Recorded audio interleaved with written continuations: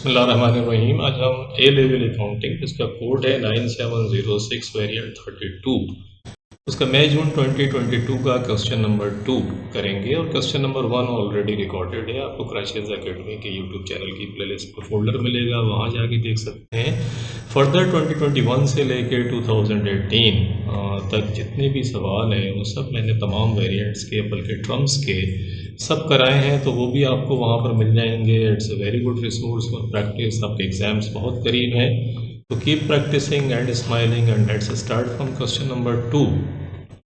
Question number 1 subscription से relates करता था, नॉन प्रॉफिट ऑर्गेनाइजेशन से, बड़ा इंपॉर्टेंट सवाल था, तो ज़रूर देखिएगा जाके। क्वेश्चन नंबर 2 आते हैं। A B P L C is a trading company. A B P L C public limited company is a trading company the draft profit from the operations for the year ended 31st December 2021 was 98,000.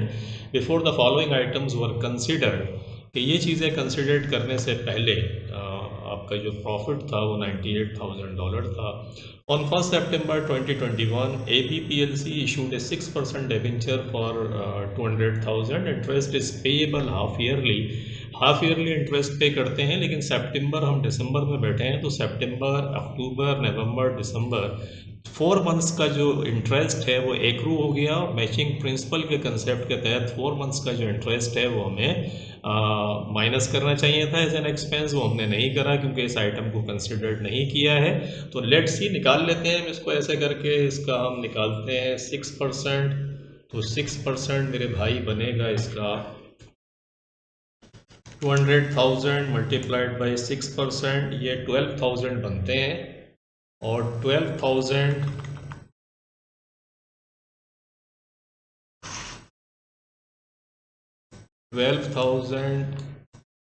को multiplied कर दें 4/12 से, तो 4/12 से अगर आप करेंगे तो कितने बन जाएंगे आपके पास? Multiplied by 4 divided by 12, you get 4,000। तो दिस 4,000 जो है ये as an interest expense minus होगा, तो keep this in your mind. Next आते हैं रिवैल्यूएशन रिजर्व एट 1 जनवरी 2021 $72,000 के रिवैल्यूएशन रिजर्व जो है वो 2021 को $72,000 था। 1 January 2021 arose from the revaluation of a property on 1 January 2017। जो प्रॉपर्टी 2017 में ख़रीदी थी उसको रिवैल्यू किया 2021 में जाके, तो उसका रिवैल्यूएशन रिजर्व जो है 72,000 था। The property was purchased on 1 January, arose from the revaluation of a property, revaluation की थी, the property was purchased on 1 January, 1 January को ख़रीदी थी 2013 में। It is depreciated using the straight line method over its useful life of 40 years with no residual value, कोई residual value नहीं थी और 40 years इसकी लाइफ थी। इसका मकसद ये हुआ कि 1 January 2017 को आपने रिवैल्यूएशन करी, रिवैल्यूएशन का रिजर्व आपके पास जो आया पॉजिटिव में वो $72,000 का आया, और ये जो प्रॉपर्टी थी ये 2013 में ख़रीदी थी। तो आप इसको सबसे पहले ये देखें 2013, 2014, 2015, 2016, 1 2 3 4, यानी 4 इयर्स बने आपके। 4 इयर्स के बाद आपने रिवैल्यूएशन करी, और on 1 January 2017 the market value of the property was $432,000। Market value जो थी एक्चुअली उसी पर रिवैल्यूएशन होती है, तो मार्केट वैल्यू 432,000 थी, रिवैल्यूएशन रिजर्व 72,000 है।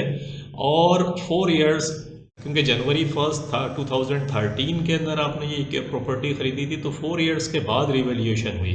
आप ये कंसेप्ट हमेशा याद रखिएगा कि जितने साल के बाद रिवैल्यूएशन होती है ओरिजिनल लाइफ में से उसको माइनस कर दीजिएगा। देखिए ये 40 इयर्स इसकी ओरिजिनल लाइफ है, इसमें से 4 को माइनस कर दें तो एक्चुअली अब आपके पास जो रिमेनिंग लाइफ है वो 36 इयर्स की बचती है।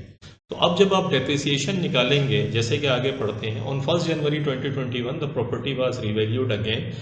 1 January 2021 को ये रिवैल्यूड करी अगेन, नो अकाउंटिंग, और उस वक्त जो रिवैल्यू अगेन जो करी वो $296,000 में करी। No accounting entries had been made to record this, इसे कोई एंट्री अकाउंटिंग की अभी तक नहीं करी इसे रिकॉर्ड करने के लिए। The book keeper had continue to provide depreciation for the property based on the value of $432,000।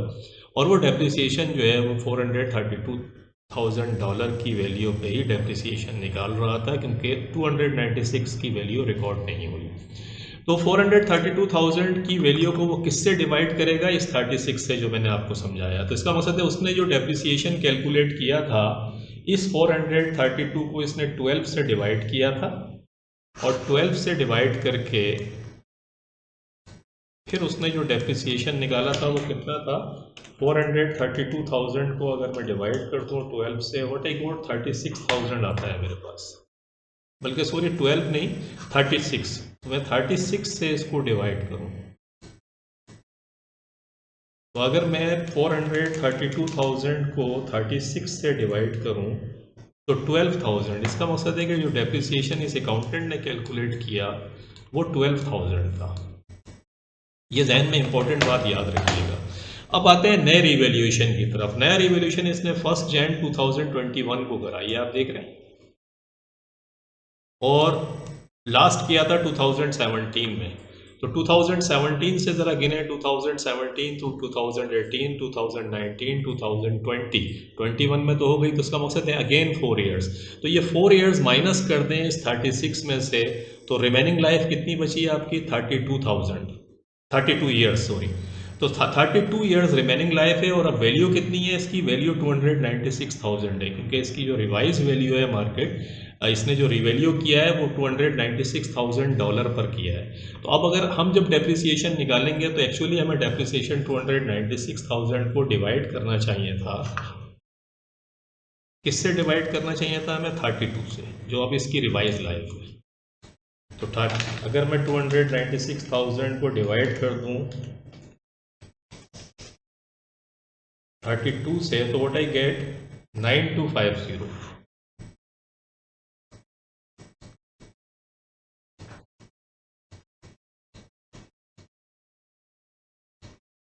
देखिए ये 9250 जो है वो एक्चुअली क्या है?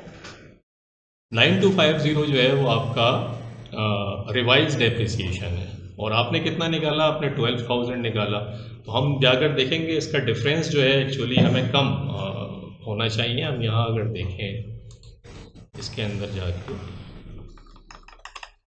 तो देखें ये क्या करा है इसने? 432,000 को 36 से डिवाइड किया, 12,000, 296 को 32 से डिवाइड किया, तो 9250, 12,000 में से 9250 को माइनस किया, तो ये एक्सेस डेप्रिसिएशन आपने माइनस कर दिया था, इसको आप प्लस कर लेंगे। समझाने का मैंने कहा आपको यहाँ आगे दिखा भी देता हूँ रिवाइज।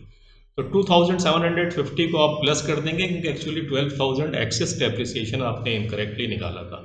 ये तो एक स्टोरी हो गई जो आपने देखा कि किस तरीके से लाइफ की ट्रीटमेंट करते हैं, रिवैल्यूएशन को कैसे ट्रीट करते हैं। अभी और इसके अंदर इंपॉर्टेंट बात है समझने की, वो ये है कि हमने जब दोबारा रिवैल्यूएशन करी तो उसमें हमें प्रॉफिट हुआ, रिवैल्यूएशन रिजर्व हमारा प्लस में था या माइनस में था, उसको देखने के लिए ज़रूरी है कि 432,000 का जब आपने 36 से डिवाइड किया 12 और 4 इयर्स का है, तो मैं इसको अगर 4 से मल्टीप्लाई करूं तो 12,000 पर ईयर था, मल्टीप्लाइड बाई 4, ये 48,000 बनता है। इसका मकसद ये हुआ कि वो जो 4 साल थे उसमें 48 था, और 48,000 अगर डेप्रिसिएशन 4 साल का निकला और उसकी लाइफ $432,000 थी, तो $432,000 की लाइफ जो है उसकी, बल्कि कॉस्ट उसकी 432,000 थी, उसमें से एक्यूमुलेटेड डेप्रिसिएशन 48,000 का अगर मैं माइनस कर दूं तो बुक वैल्यू कितनी आती है? इसको कैलकुलेट करके देखते हैं। 432,000 में से 48,000 माइनस किया तो 432,000 माइनस 48,000, आई गेट 384,000। तो 384,000 ये इसकी बुक वैल्यू आ गई। Have you got the point? बड़ा सिंपल है। 432,000 जो था और उसको आपने पर ईयर का निकाला, 36 से डिवाइड करके पर ईयर का 12,000 आ गया। 4 साल बाद वो रिवैल्यूएशन हो रही है, 4 से मल्टीप्लाइड किया, एक्यूमुलेटेड डेप्रिसिएशन 48,000 आ गया। कॉस्ट उसकी $432,000 थी, उसमें 48,000 को माइनस किया, बुक वैल्यू $384,000 आ गई। ये जो $384,000 की बुक वैल्यू आई है, अब मार्केट वैल्यू किस पे हमने रिवैल्यूएशन किया? हमने किया 296,000 पे। मैं अगर इसमें से 296,000 को माइनस कर दूं, इसका मकसद है मेरी वैल्यू ज़्यादा थी। मेरी वैल्यू कितनी थी? मेरी वैल्यू 384,000 थी, 384,000 और माइनस जो जिस पे रिवैल्यूएशन कर रहा हूँ वो -296,000, तो ये 88,000 का रिवैल्यूएशन लॉस मुझे हो गया। ये आप समझ लीजिएगा याद से कि 88,000 का रिवैल्यूएशन लॉस आपको हुआ है। इसके ट्रीटमेंट हम करेंगे, लेकिन आपको समझाने के लिए मैंने बताया कि रिवैल्यूएशन लॉस हमारा जो इस दोबारा जो रिवैल्यूएशन करी है उसके ऊपर कितना हुआ है, 88,000 का हुआ है। Keep it in your mind. Depreciation की ट्रीटमेंट आपने सीख ली, आपने रिवैल्यूएशन देखा कि रिवैल्यूएशन होती है तो लाइफ बड़ी इंपॉर्टेंट होती है। जिस डेट के ऊपर रिवैल्यूएशन हो रही है उससे पहले जब वो ख़रीदी गई थी उसका डिफरेंस लाइफ का माइनस कर देते हैं और फिर रिवाइज लाइफ आती है, और हमेशा डेप्रिसिएशन रिवाइज लाइफ से कैलकुलेट करते हैं। हमने रिवाइज लाइफ पहले 36 निकाली और फिर 32 निकाली हमने, और रिवाइज डेप्रिसिएशन हमने निकाला, रिवाइज हमने रिवैल्यूएशन लॉस निकाला जो 88,000 बनता है। Keep this in your mind and let's start reading. In the financial statements of 2022 a non-current assets was wrongly classified with the effect that depreciation had been overcharged by 20,000 in 2020। 2020 के अंदर depreciation आपने वो Rongli classified होने की वजह से आपने overcharge कर दिया डेप्रिसिएशन को। 2020 लास्ट ईयर के अंदर 20,000 किया था और करंट ईयर के अंदर 14,000 किया। करंट ईयर का जो डेप्रिसिएशन है जो ओवरचार्ज किया है वो तो हम इसी प्रॉफिट में एडजस्ट करेंगे।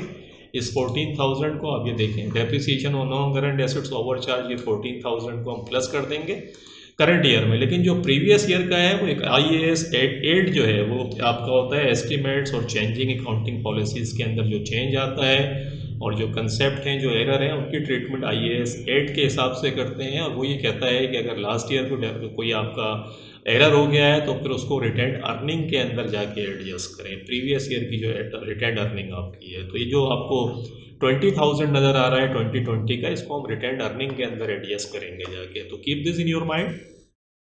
आगे आते हैं ABC PLC sells goods at a markup of 60%। 60% का मकसद है जो कॉस्ट अगर उसकी 100 है तो 60% $160 पे वो बेचती है, 60% मार्कअप है। मार्कअप हमेशा कॉस्ट के ऊपर लगता है, याद रखिएगा। Keep this in your mind. In December 2021 defective goods with the sales value of 28,000 were returned by customer. एक कस्टमर ने 28,000 की वैल्यूज गुड्स जो थी वापस कर दी। The cost value of the returned goods had been included in inventory. जिसकी जो कॉस्ट है वो इन्वेंट्री में शामिल है। कितनी शामिल है देख लेते हैं। 28,000 मल्टीप्लाइड बाई 100 इसलिए कि 100 कॉस्ट है और 60% मार्कअप था, तो कॉस्ट हम 160 को नीचे रख दें क्योंकि ये 28,000 में कॉस्ट प्लस मार्कअप शामिल है 160। तो 28,000 multiplied by 100 divided by 160 what you get 17,500। ये 17,500 कॉस्ट जो है आपकी वो किसके अंदर शामिल है, इन्वेंट्री के अंदर शामिल है, जो आपने P&L profit and loss account बनाया होगा। It is expected that if 6,000 is incurred to repair the returned goods, they can be sold at 80% of the normal selling price। कि ये नॉर्मल सेलिंग प्राइस के ऊपर बिक सकती हैं। नॉर्मल सेलिंग प्राइस कितनी होगी, 80% होगी। तो 17,500 28,000 का नॉर्मल निकाल लें। नॉर्मल 80% कितना होगा, They can be sold at 80% of the normal selling price। Normal selling price ये है, इसका 18% निकाल लेंगे। और फिर इसको इसके अंदर जो एक इम्पोर्टेंट कंसेप्ट है समझने का वो ये है कि हम इसको कॉस्ट को जो इसका 80% निकालें कितना आता है, 28,000 ज़रा 80% 22,400। ये 22,400 में ये बिक जाएगा, लेकिन इस पर $6,000 का एक्सपेंडिचर करना पड़ेगा। तो $6,000 को माइनस कर दें इसमें से ताकि नेट रियलाइजेबल वैल्यू आपके पास आ जाए। तो ये 16,400 आता है। ये 16,400 ये नेट रियलाइजेबल वैल्यू है, NRV जिसे कहते हैं, NRV।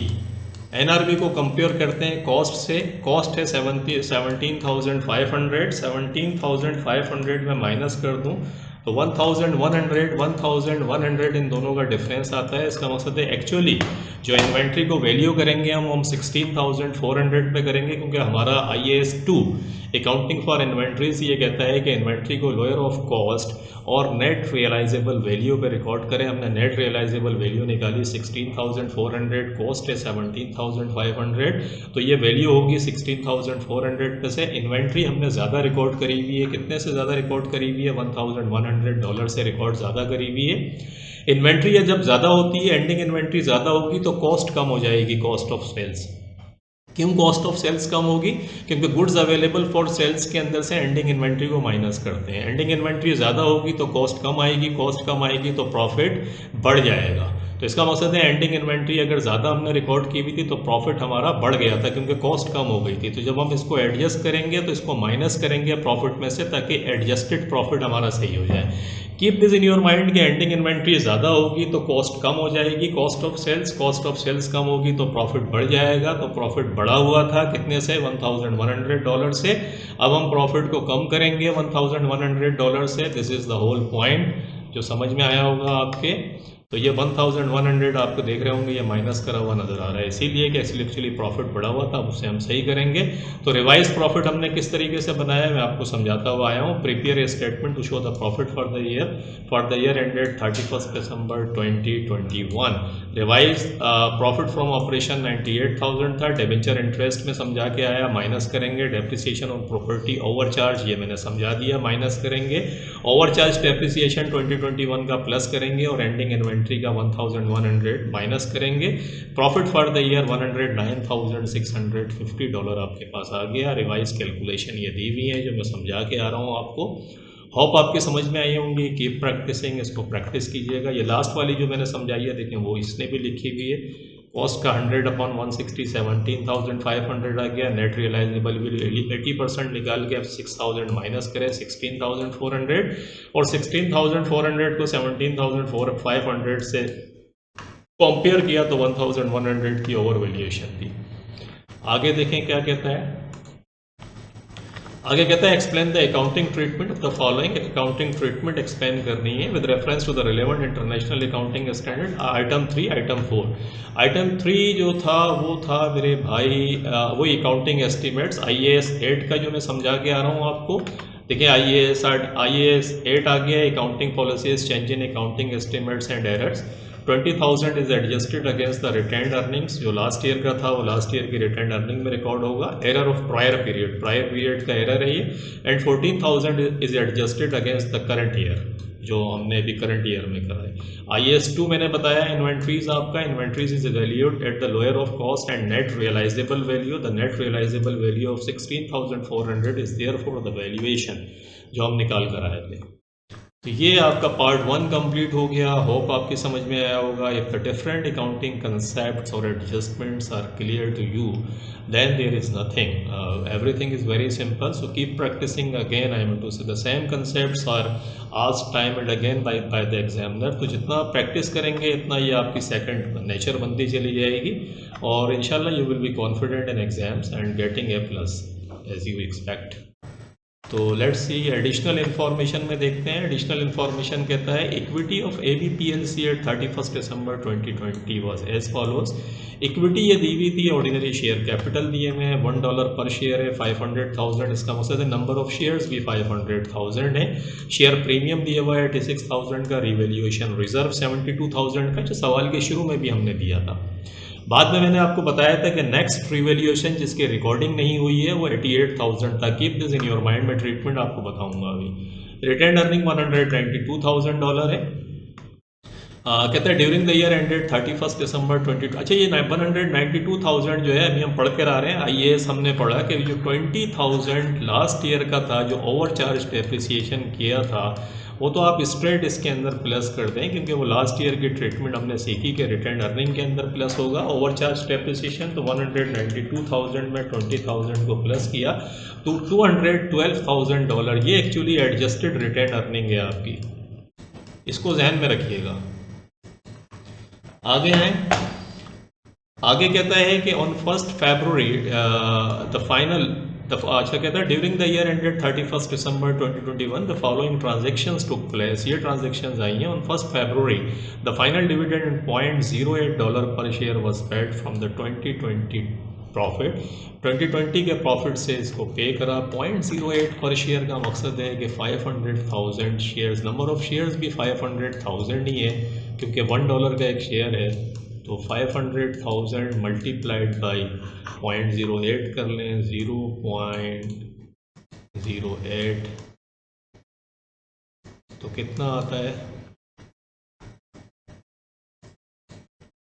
500,000 मल्टीप्लाइड बाई 0.08 निकाल लें तो 40,000 आपके पास ये प्रॉफिट। कैलकुलेशन कर लेते हैं फिर इसकी ट्रीटमेंट देख लेंगे। तो 40,000 ये लास्ट ईयर से प्रॉफिट पे किया आपने। कहते हैं on 5th March a bonus issue of 1 ordinary shares for every 10 ordinary shares held was made in the policy if it is the policy of the company to keep its reserve in the most flexible form। जब भी ये जुमला है कि the company policy to keep reserve in the most flexible form, तो जब भी आप बोनस शेयर्स इशू करें तो सबसे पहले शेयर प्रीमियम में से उसको पे कीजिएगा, बाद में अगर कुछ बचता है तो फिर रिटेन अर्निंग से कीजिएगा। ये बात याद रखिएगा कि if the company keeps the reserve in the most flexible form, so whenever you are going to pay the bonus issue, first I mean to say deduct from the share premium, then from the retained earning. So it will be adjusted first from the share premium account, then from the retained earning if the balance remains. So keep this in your mind। हम निकालते हैं इसको, कहता है bonus issue 1 ordinary shares. तो 500,000 के ये shares थे, 500,000 शेयर्स हैं मल्टीप्लाइड बाई 1 डिवाइडेड बाई 10, क्योंकि हर 10 के बदले एक दे रहा है, तो 10 के बदले देने का मकसद है कि 50,000। और नॉर्मली बोनस इशू जो होता है वो पार वैल्यू के ऊपर होता है, तो पार वैल्यू इसकी $1 है, आपने देखा। तो $1 का मकसद है 50,000 का शेयर प्रीमियम वैसे एडजस्ट होगा, शेयर प्रीमियम में से माइनस होगा और शेयर कैपिटल में प्लस हो जाएगा क्योंकि शेयर कैपिटल बढ़ रहा है यहाँ पे। On 1st June, 100,000 new ordinary shares were offered to the public at $1.80 each. ABC PLC received subscriptions for 80,000 shares, which were fully paid। 80,000 shares का सब्सक्रिप्शन पे हुआ है जो फुल्ली पे हो गया। तो हम इसको देखते हैं कि इसका क्या करना है। तो 1 जून में 100,000 न्यू ऑर्डिनरी शेयर्स, 80,000 शेयर्स आपने पे किए थे। ABC receive subscription of 80,000 shares. 80,000 shares को अगर आप निकालें, 80,000 शेयर्स आपने दिए डिवाइडेड बाय 1.8,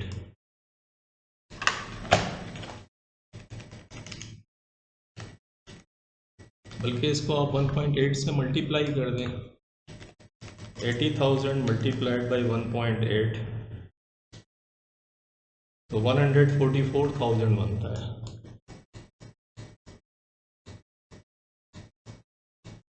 और क्योंकि 80,000 शेयर्स हैं, पार वैल्यू इसकी $1 थी, तो 80,000 इसमें से माइनस कर दें। 144,000 में से 80,000 माइनस करेंगे तो 64,000 का प्रीमियम आ गया।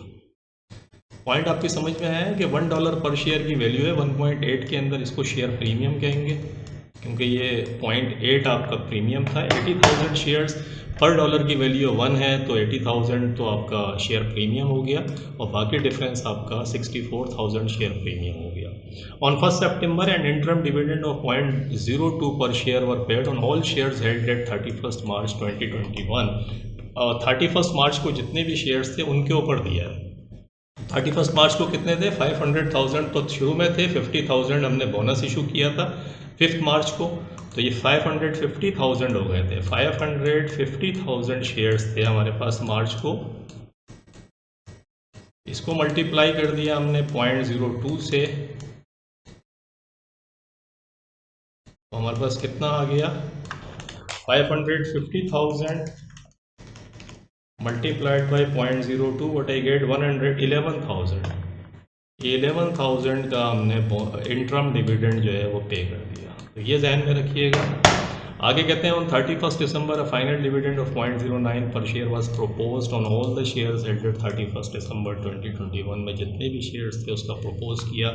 जब प्रोपोज करते हैं तो मेरे भाई कोई एंट्री पास नहीं करते और ना इसकी कोई एडजस्टमेंट करते हैं, इसको काट दीजिएगा, इसका कुछ नहीं करना है। ये प्रोपोज्ड है, जब ये एजीएम होगी फाइनेंशियल स्टेटमेंट्स बनेंगे, एजीएम में अप्रूव होगा, अप्रूव होने के बाद जब इसकी पेमेंट करेंगे तो लाइक जैसे फरवरी ऑन 1 फरवरी आप देख रहे होंगे the final dividend prior year के प्रॉफिट से पे करा, इसकी ट्रीटमेंट इस तरीके से होगी। तो इस साल इसकी कोई एडजस्टमेंट हम नहीं करेंगे, जस्ट इसको लिखा है आपको कंफ्यूज करने के लिए, लेकिन आपको अगर समझ आती है तो आप इसको काट दें। आगे आए, कहता है state one difference between the right issue and the bonus issue of shares. Bonus issue के अंदर जो है कंपनी के अंदर सिर्फ शेयर्स बढ़ते हैं, पैसा कोई नहीं आता, जबकि राइट इशू में हम राइट देते हैं जो एग्जिस्टिंग शेयर होल्डर्स हैं। बोनस इशू जो है एक some sort of stock dividend है कि स्टॉक की फॉर्म में डिविडेंड पे करते हैं, जबकि राइट इशू के अंदर पैसा आपके पास आता है बाकायदा। Bonus issue involves the use of reserve, जैसे मैंने कहा था कि शेयर प्रीमियम से करेंगे। The shares the reserve are capped in the most flexible forms, जबकि whereas the right issue जो है वो कंपनी में कैश की सूरत में आता है। तो ये तो इनका डिफरेंस था। कहता है prepare the statement of changes in equity for the year ended 31 December 2021। Total column is not required, total column required नहीं है। तो देखें ये जो आपको दिया हुआ था, ये सारे फिगर्स आपको दिए हुए हैं, आप इसको कॉलमनर फॉर्म के अंदर लिख दें। Ordinary share capital 500,000, share premium 86,000, revaluation reserve 72,000 और रिटेन्ड अर्निंग को 212,000 लिखिएगा जो मैंने एडजस्टेड फिगर बताई थी। तो देखें ये आपको लिखा हुआ है, शेयर कैपिटल है, शेयर प्रीमियम है, रिवैल्यूएशन रिजर्व है, रिटेन्ड अर्निंग है, ये 500,000 दिया हुआ है। 1 जनवरी को 86,000 दिया हुआ है। ये देखें जी इंसर्ट और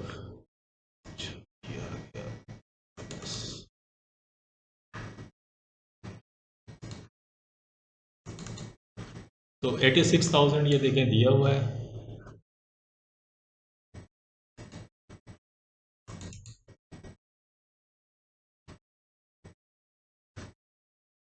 ये 86,000 दिया हुआ है, 72,000 दिया हुआ है, 212,000 दिया हुआ है। अब आप आ जाएं इसके अंदर, देखिए ये 50,000 आपको दिख रहा होगा कि बोनस इशू 50,000 मैंने कहा था शेयर प्रीमियम में से माइनस कर दें और बोनस इशू स्टॉक कैपिटल में प्लस कर दें। न्यू इशू मैंने आपको बताया था 80,000, 64,000 का आपने देख लिया कि 64,000 शेयर प्रीमियम था, 80,000 शेयर्स थे। प्रॉफिट फॉर द ईयर जो है वो कितना है, 109,000 है। और ये 2020 का फाइनल डिविडेंड नेट 40,000 का देखें, रिटेन अर्निंग से माइनस हो जाएगा लास्ट ईयर का जो प्रॉफिट था। प्रॉफिट फॉर द ईयर आपने कितना निकाला है, ऊपर आप निकाल कर आ रहे हैं। इंटरम डिविडेंड आपने 11,000 हमने अभी निकाला, वो देखें रिटेन अर्निंग से माइनस होगा। डिविडेंड सारे रिटेन अर्निंग से माइनस होते हैं। ये लास्ट ईयर का डिविडेंड है, ये इस साल का इंटरम डिविडेंड है। प्रॉफिट आपने निकाला था ऊपर, देख रहे हैं रिवाइज प्रॉफिट आपके पास $109,650 था, ये रिटेन अर्निंग में आपने प्लस कर दिया। और देखिए मैं 88,000 मैंने आपको रिवैल्यूएशन रिजर्व बताया था रिवाइज, और वो लॉस हुआ है आपको क्योंकि आपकी वैल्यू ज़्यादा थी और कम वैल्यू पे आप रिवैल्यू कर रहे हैं। तो 72,000 जो रिवैल्यूएशन रिजर्व प्लस में पड़ा हुआ था पहले उसको माइनस करेंगे पूरे का पूरा, और बाकी 72 में से अगर 88 को माइनस करें तो 16,000 बचता है, वो रिटेन अर्निंग से माइनस होगा। तो 88,000 जो रिवैल्यूएशन रिजर्व में आपको समझा के आ रहा था ऊपर, उसमें से 72,000 तो आपके पास ऑलरेडी प्रॉफिट में पड़ा था, वहाँ से माइनस कर दें और बाकी 16,000 रिटेन अर्निंग से माइनस करें। तो ये आपके पास क्वेश्चन आपने देखा किस तरीके से हुआ। अगर कंसेप्ट्स क्लियर हैं, कैलकुलेशन आसान है, तो कोई इतना मुश्किल नहीं है, आप आराम से कर सकते हैं। तो होप आपकी समझ में आया होगा। मिलते हैं इंशाल्लाह फिर नेक्स्ट क्वेश्चन के साथ। Thank you very much, take care, अपना बहुत ख्याल रखिएगा। अल्लाह हाफ़िज़।